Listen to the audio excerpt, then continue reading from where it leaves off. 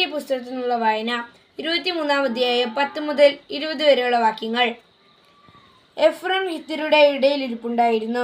ഹിത്യരും നഗരവാതിലിലൂടെ കടന്നുപോയ എല്ലാവരും കേൾക്കെ അവൻ അബ്രാഹത്തോട് പറഞ്ഞു, അങ്ങനെയല്ല പ്രഭു, ഞാൻ പറയുന്നത് കേൾക്കുക. നിലവും അതിലുള്ള ഗുഹയും എൻ്റെ ആൾക്കാരുടെ മുൻപിൽ വെച്ച് അങ്ങേക്ക് ഞാൻ തരുന്നു.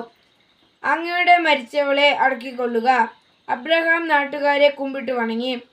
നാട്ടുകാർ കേൾക്കെ അവൻ എഫ്രോനോട് പറഞ്ഞു, നിങ്ങൾ എനിക്ക് അത് തരുമെങ്കിൽ ദയചെയ്ത് ഞാൻ പറയുന്നത് കേൾക്കുക. നിലത്തിൻ്റെ വില ഞാൻ തരാം, അത് സ്വീകരിക്കണം. മരിച്ചവളെ ഞാൻ അതിൽ അടക്കിക്കൊള്ളാം. എഫ്രോൻ അബ്രാഹത്തോട് പറഞ്ഞു, പ്രഭു, എൻ്റെ സ്ഥലത്തിനു 400 ശെക്കൽ വെള്ളിയേ വിലയുള്ളൂ.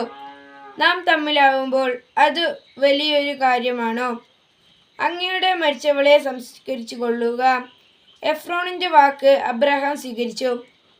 ഹിത്യർ കേൾക്കെ എഫ്രോൻ പറഞ്ഞതുപോലെ 400 ശെക്കൽ വെള്ളി കച്ചവടക്കാരുടെ രീതിയിലെ നടപ്പനുസരിച്ച് അവൻ എഫ്രോണിന് തൂക്കിക്കൊടുത്തു.